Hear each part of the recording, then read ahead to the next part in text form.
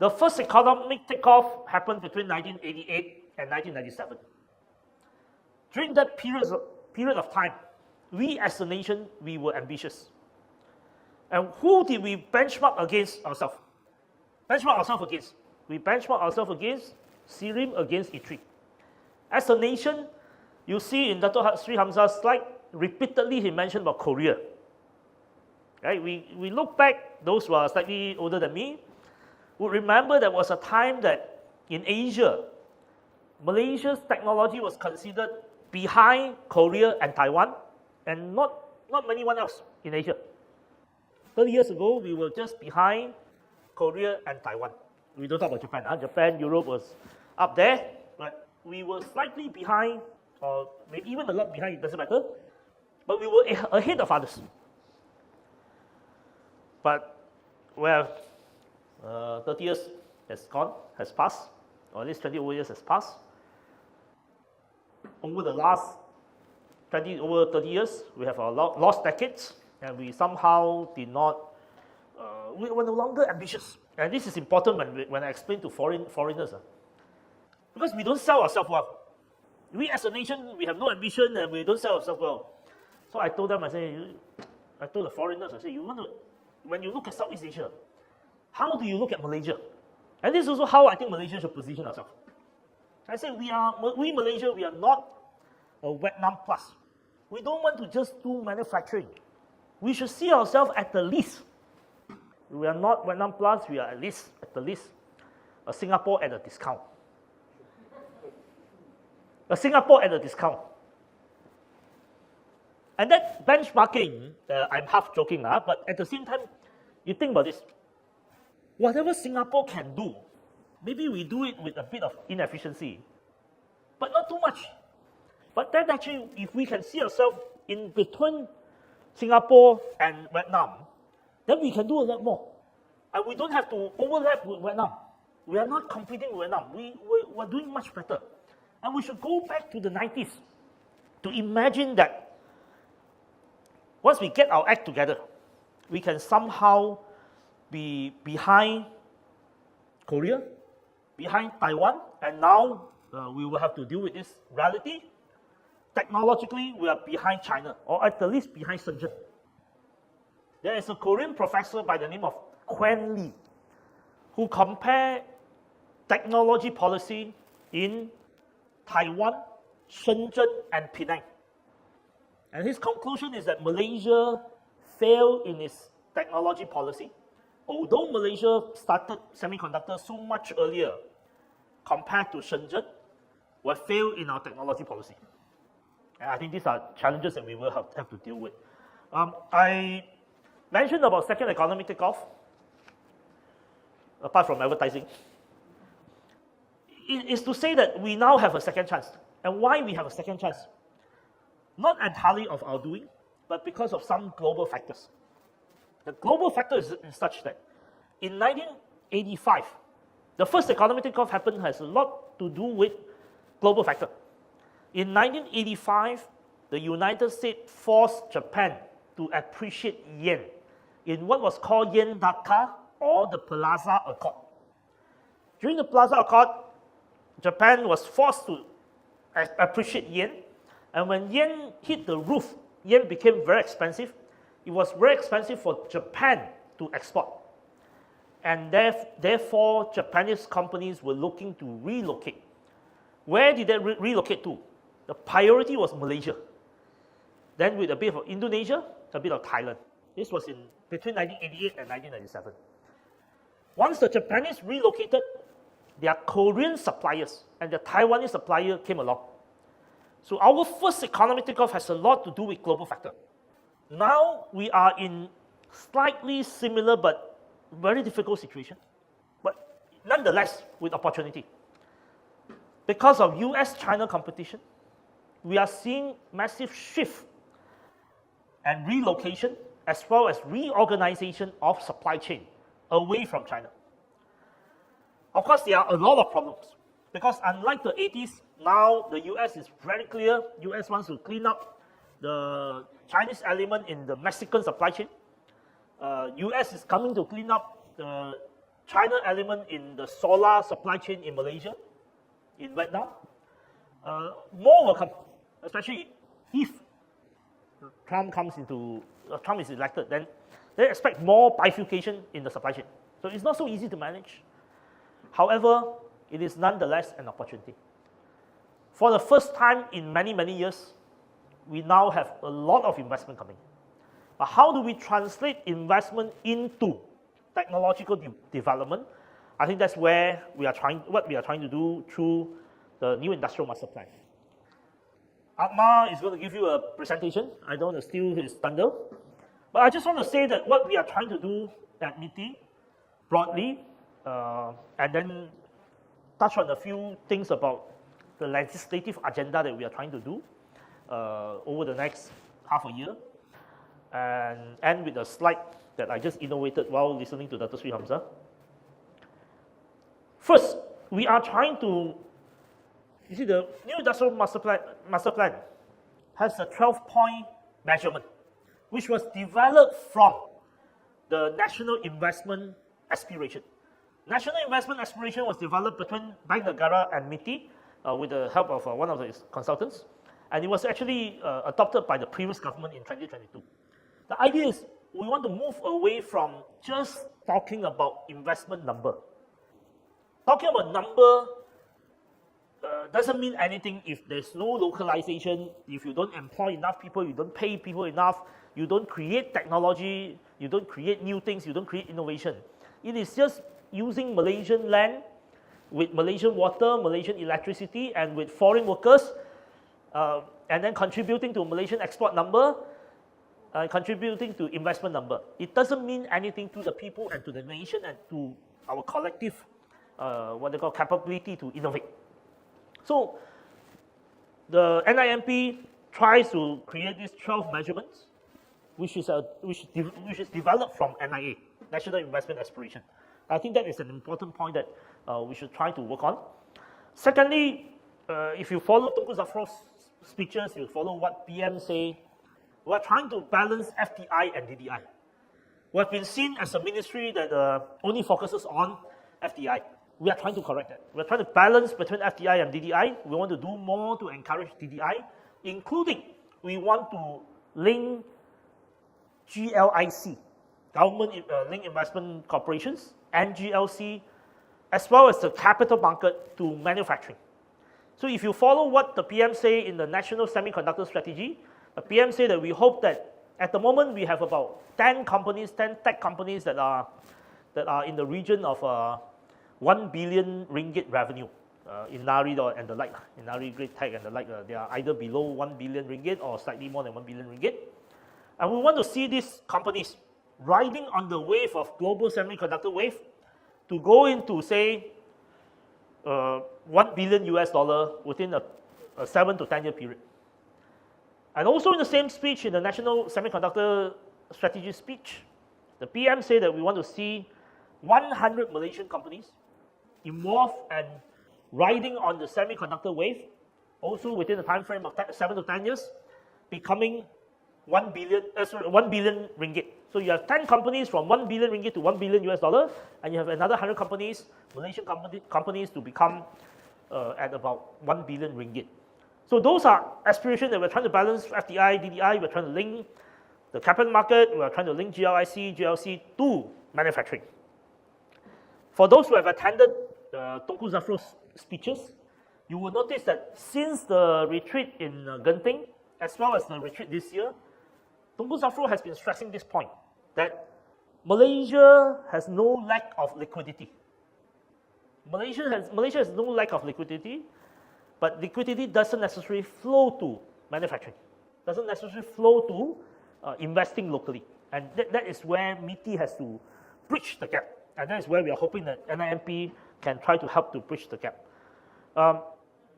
We are also hoping that in this wave, we can move the GLIC, we can move as many Malaysian companies away from land speculation to more technological creator. The Malaysian GLC, GLIC, and many private companies have been very familiar with building industrial park. but not necessarily understanding how to build industrial cluster. Playing with land, essentially you're playing with rent. There's no value added. But as a nation, you want a nation to move up, you need to be able to have innovation. And innovation comes with accumulation of technological changes, accumulation of innovation on practices, and that has to happen. Now, I just want to briefly talk about a few points about our potential legislative agenda of MITI, and maybe you want to locate SIRIM somewhere there. We're hoping that by end of this year, we'll be able to present to Parliament the Countervailing and Anti-Dumping Duties Act 1993's amendment to the Act, because we are dealing with a lot of we're dealing with the consequences of overcapacity in China. Okay, we're dealing with the consequences of overcapacity in China, and therefore there are increasingly a lot more requests on safeguards, on anti-dumping, and MITI wants to strengthen the ACTA. The Act was passed in 1993, and it has not been amended. We have another set of legislative agenda, which we don't know how far we can push. We are hoping that maybe SIRIM can put in some thought as well. When I was first appointed as Deputy MITI Minister, I was briefed by the then DKSU Noazman, Dato' Sri Noazman. He said MITI has a plan. The plan is to amend the Industrial Coordination Act 1975 and the Promotion of Investment Act 1986. We need to do this in 2 years. At that time, I told you 2 years is very long. Huh? Maybe you should shorten it, but almost 2 years now. So we're hoping that this year we can do some work, and hopefully next year we can amend at least the ICA. The Industrial Coordination Act was passed in 1975. As a public personality, how old I am is a public knowledge. So I was born in 1977. So I told MITI, I said, hey, this act is older than me. So better start looking at how to improve it and how to put in some new ideas for 21st century or for the 2020s. We're also hoping to have an ACTA Suruhanjaya productivity. That means MPC wants to have an ACTA. Of course, Dato' Sri Hamzah told me that he thinks that MPC should merge with SIRIM. You can find it out, and I don't mind listening to the battles, so that you can create a third generation industrial organization that is advocated by Dato' Sri Hamzah. I have no problem with that. And then Jabatan Standard wants to push for an amendment to Standards of Malaysia Act 1996, which has a lot to do with the corporatization of SIRIM. So just now, Dato' Khairul Anwar was talking about the revamping SIRIM. I say maybe you want to locate SIRIM in this whole conversation to help us to think through how we can present a regulatory framework for businesses, for manufacturing, for industry, for technological acquisition, for productivity. Help MITI to think through and help MITI in this series of things that we want to do, locate SIRIM there and make SIRIM together with MPC, together with Jabatan Standard, together with the amendment to ICA and PIA, to see how we can collectively present an updated regulatory framework for the 2020s. So that I think maybe you want to think about how to do it. During our lunch, I suggested that a few things. Number one, think about how SIRIM benchmark itself against, say, E3. Dr. Sri Sabrin talks about benchmarking against Singapore. Good. Let's have a few organizations that we benchmark against, and then see what we want to achieve. Then be prepared to, as Dr. Sabrin has indicated, be prepared to say that we may have to let go some of the activities in order for us to focus. And then come back to say what sort of reform and revamp that we want to do, so that we can present a comprehensive views of what Dato' Sri Hamzah suggested, that is the future third generation industrial organization that we want to create. I'll keep it very simple. Last year on 28th of July, Prime Minister Dato' Sri Anwar unveiled the Economic Madani Framework, or Madani Economic Framework. There were 7 targets, but the core idea is raising the ceiling, raising the floor.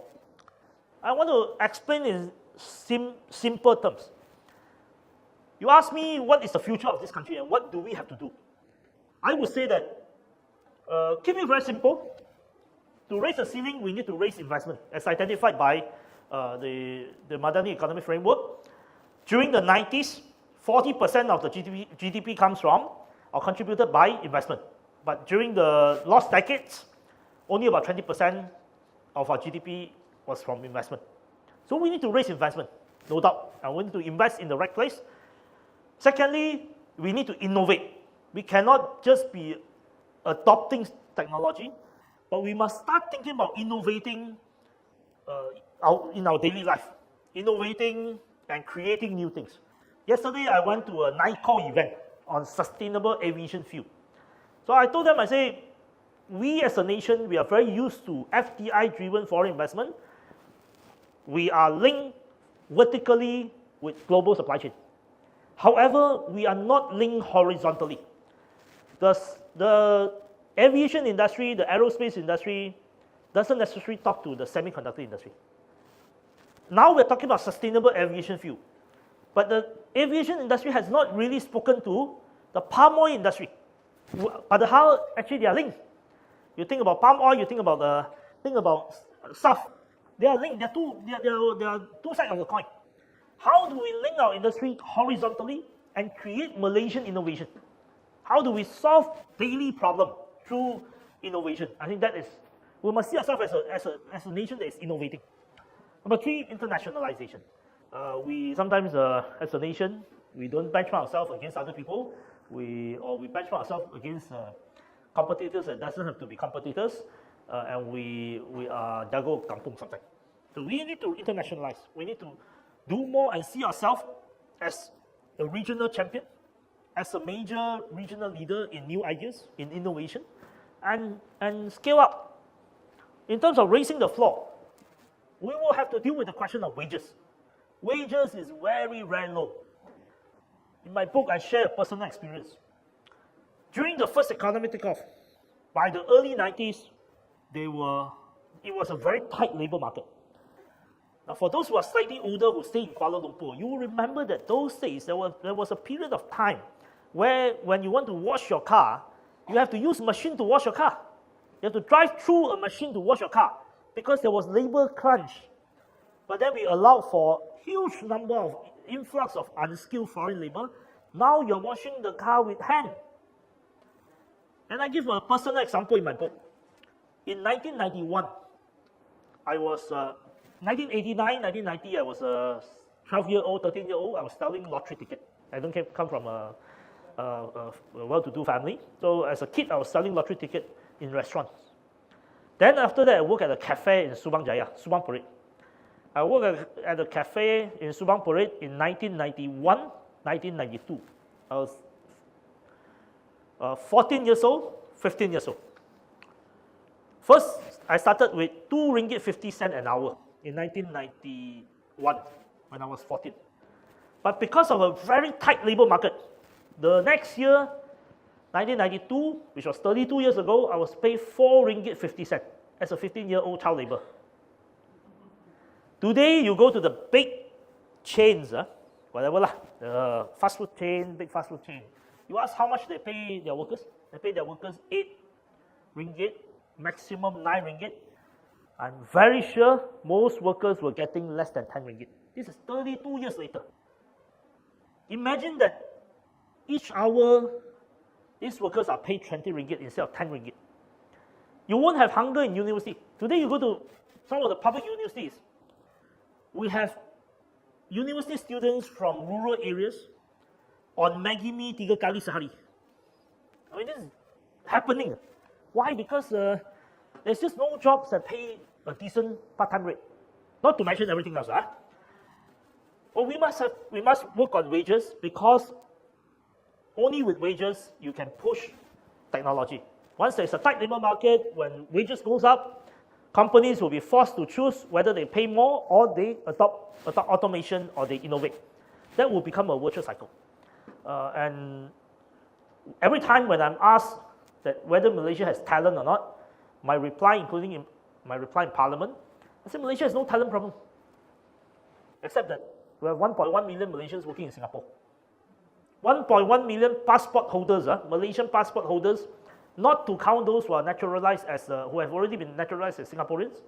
We have 1.1 million Malaysian passport holders working in Singapore.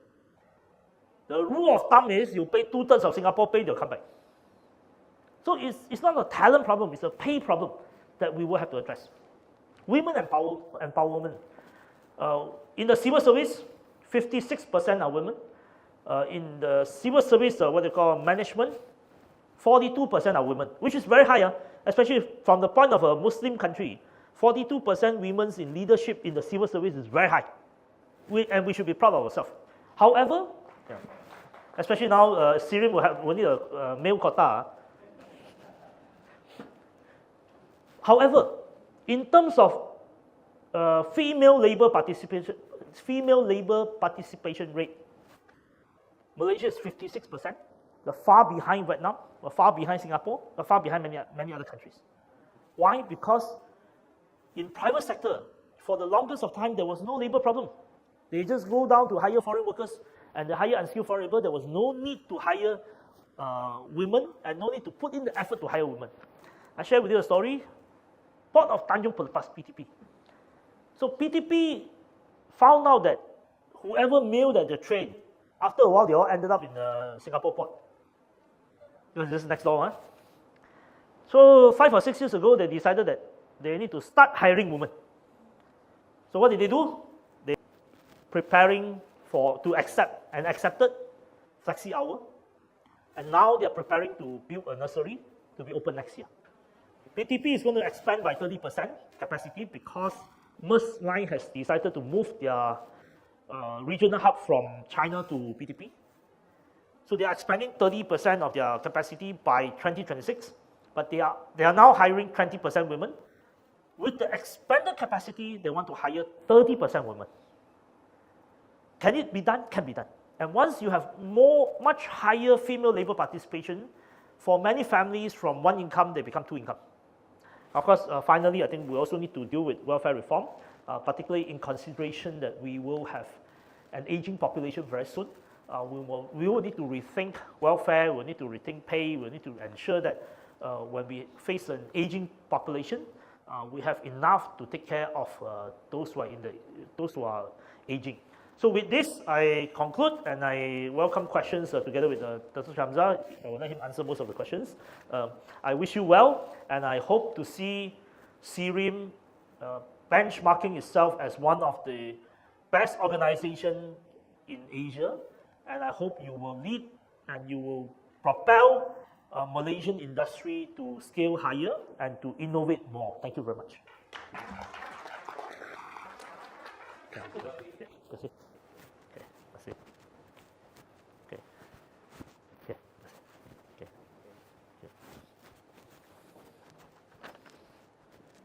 Okay.